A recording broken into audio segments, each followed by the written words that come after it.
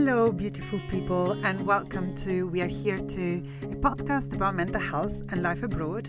My name is Francesca, an Italian counsellor living in Scotland, and I'm your host.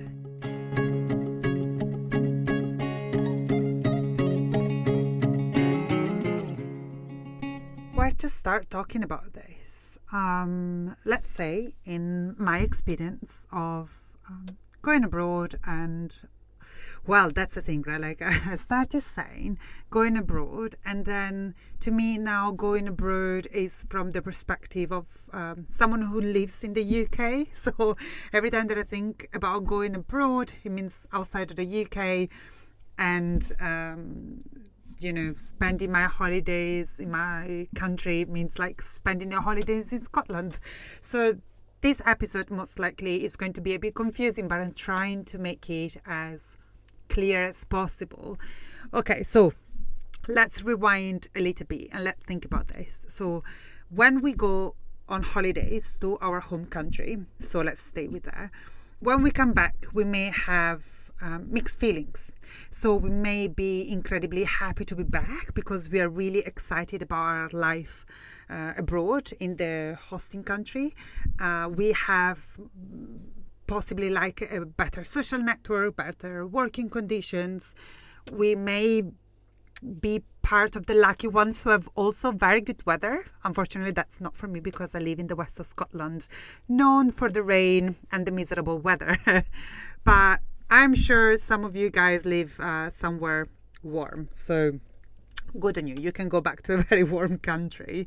But I hope you get the gist, right? Like there may be so many good things in the host country that we're really looking forward to.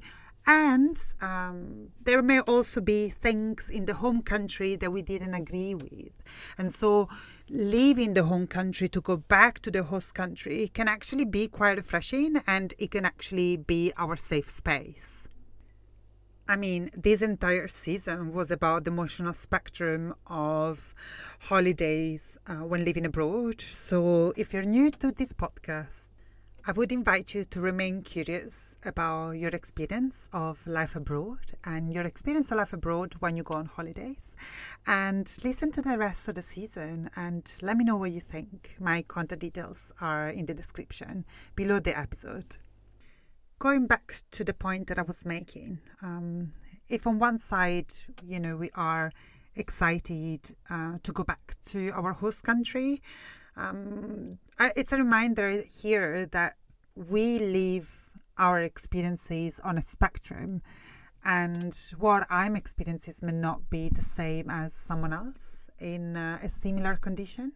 So if on one side, again, we are excited to go back to our home country, some of us may actually feel a bit panicky. Maybe the host country is not this promised land that we thought it was going to be. Maybe our expectations was not met. And going home for the holidays is actually like a reminder that things didn't necessarily turn out for the best for us. It triggers a sense of failure. And I would suggest listening to the episode on season 1 around failure. But it can also trigger a sense of incredible nostalgia for the home country. We can start feeling like very homesick because everything that we had in the home country, like the familiarity, shared customs and habits, understanding the language, understanding the people around us constantly, rather than feeling like we're always on the outside. Starting from the language, starting from our habits, the way that we look. Going home is a reminder that there is familiarity somewhere, that we're not constantly an outcast of some sort. And we may really latch into that because maybe that's exactly what it's missing in our host country, in our new life abroad. And I'm saying new, and I'm aware that some of us have not been necessarily new to the country they're living in at the moment. I've been here 11 years, and I know people have spent like 20, 30, 40 years, not decades. That would be incredible. 40 years abroad. So it's always I suppose, going back to your host country after the holidays is a time to check in exactly what's happening. And do you remember the episode on season 1 about remember your why? I do think that going on holidays is a massive trigger to start having those conversations and start thinking about whether your why, the whys that actually pushed you to migrate, are still standing. It's an occasion to think about if the reasons why you migrated not only are still standing, but if the host country is actually offering you what you need to pursue those expectations and goals that you set for yourself the moment you decided to migrate and you eventually migrated. Some ways we can think of this is in terms of certainty. Is there certainty in our life at the moment? And if not, what is it that we can change to bring in more certainty? And that is connected a bit to stability. Do we feel we have stability in our life? And that could mean many different things. Stability in housing, in employment, in social network. You know, what is it going on around us? How does our environment look like? Are we experiencing more discrimination? Are we feeling more isolated? Do we feel scared in our everyday life? Do we feel connected? Do we feel supported? Do we have access to services, even as foreigners? Are our human rights respected? Do I feel like my rights are more and more guaranteed compared to my home country? What is it going on there? So what is it that it's happening? And all of this is coming up more when we go back to our home country because we start comparing. And although I read very recently, like comparison is the thief of joy, it's also like a tool that we can use to actually see where we are at with our life. On another note, going back to your host country from holidays, especially those holidays spent at home, it's like being part of a cultural mosaic. We are connecting 2 or 3 or 4 cultures and their habits and customs and languages and people and smells and colors and views. You know, we are trying to combine all of this, and sometimes can really feel chaotic. Like there are times where I do not know if I'm doing something because I'm Italian or because I've lived in the UK for long enough or because I'm a foreigner in the UK, specifically a foreigner in the West of Scotland, in the city of Glasgow. So what is it, what, and how is it happening?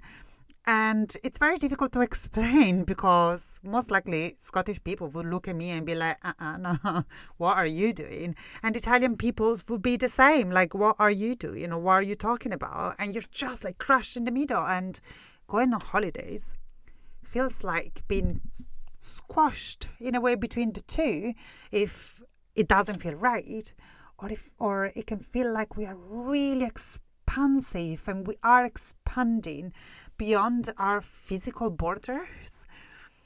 You know what I mean with this? Like it's like we are so much potential and there is so much more to us than our culture, than our cultural identity. And being in between countries sometimes allows us to push these boundaries a bit further every time that we cross geographical borders. For sure, all of this can be at times disorienting. And this is a gentle reminder that, you know, it's normal. It happens to everyone every now and again. It's very cyclical. So, for example, I was in Sicily for the summer holidays and I hadn't been on holidays to Italy for a very long time. It's always been like I'm spending my time off with my friends and family, but I'm not going on holidays. And I know you know what I mean by it. It's so different than going on holidays and chilling, than going on a massive, relative tour for the 40 hours you're back, right? Like, it's such a different experience. Going on holidays to Italy made me question whether living in Scotland is the right choice for me. It made me question why I am enduring these grey skies all the time when actually all I need is a bit of sunshine for longer than half a day. It made me question whether English should be my only language.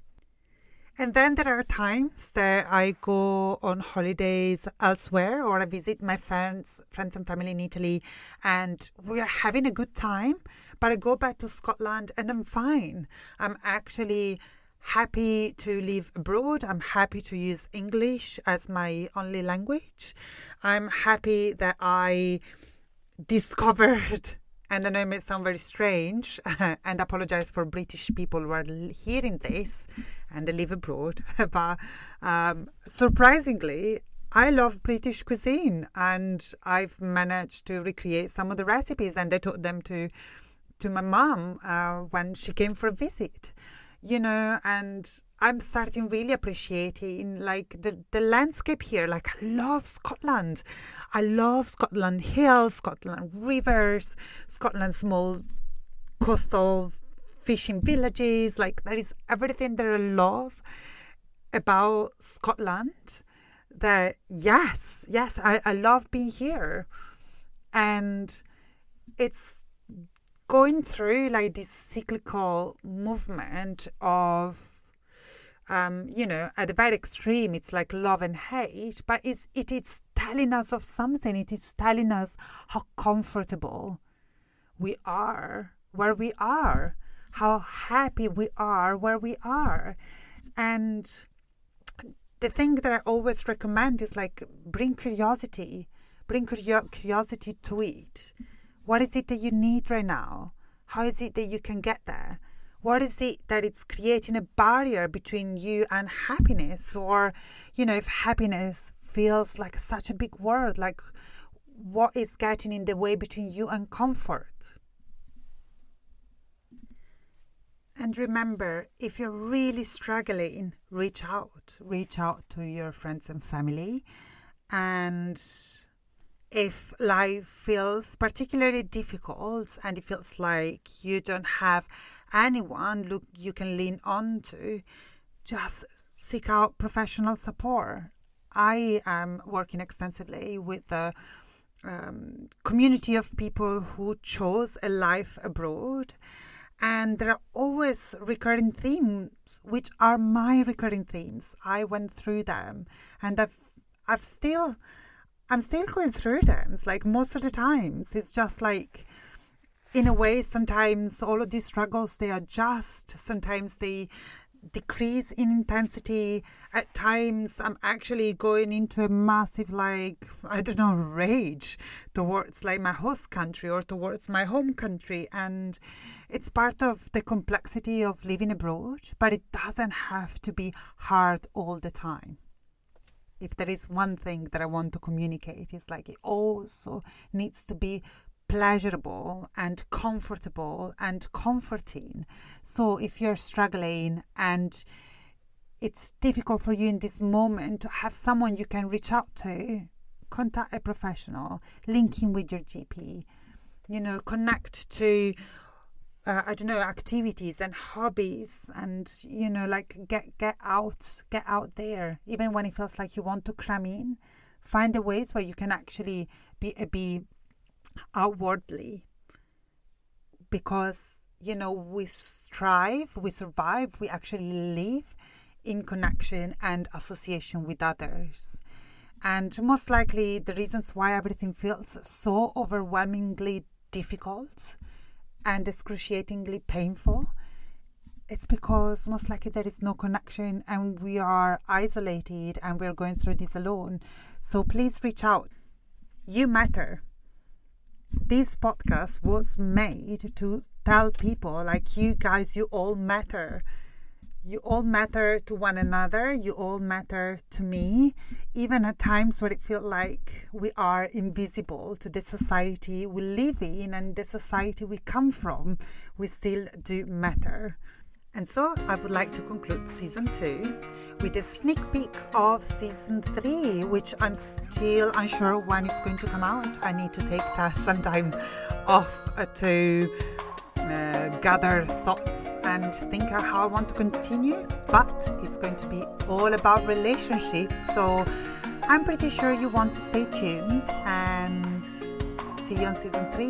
Bye.